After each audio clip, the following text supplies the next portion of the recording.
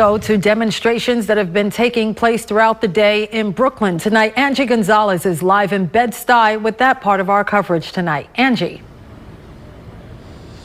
Yeah, Cheryl, protesters actually began about 2 miles away from here in Fort Greene to end up here in Bedford-Stuyvesant. And tonight we wanted to tell you about some of the particular people that we met during the rally and walk to tell you exactly what drives them.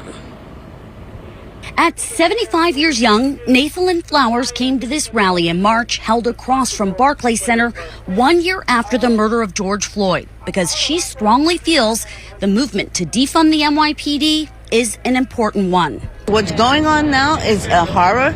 She says she learned a long time ago you have to stand up for what you believe. As a teen, she attended the March on Washington in 1963 and says being there taught her you have to keep at it to see real change. What it showed us is that such a thing is needed again. Because look what it took. It took a march in 63 to get a Civil Rights Act in 64, a Fair Housing Act in 64, a Voting Rights Act in 65. Flowers was one of about several hundred people who attended the event, organized by about a dozen groups, including Communities United for Police Reform and Vocal New York. In their ranks are a number of up-and-coming activists, including 31-year-old Jawanza James Williams.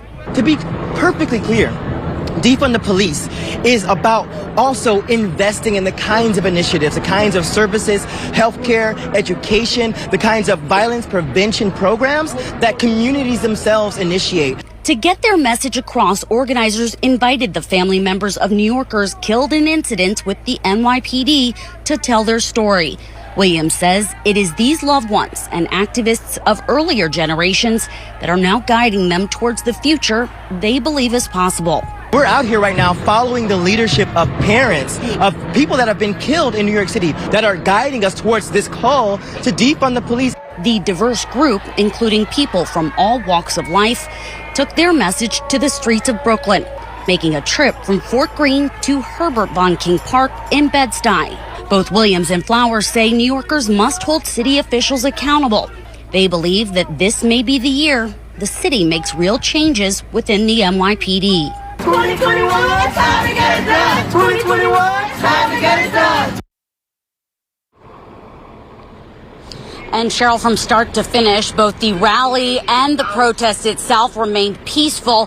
The NYPD was present. They actually remained behind the protesters as they made their march to this park, but they stayed at a distance and they did not interact with each other. Cheryl. Angie Gonzalez reporting live for us tonight in Bedford-Stuyvesant. Now to the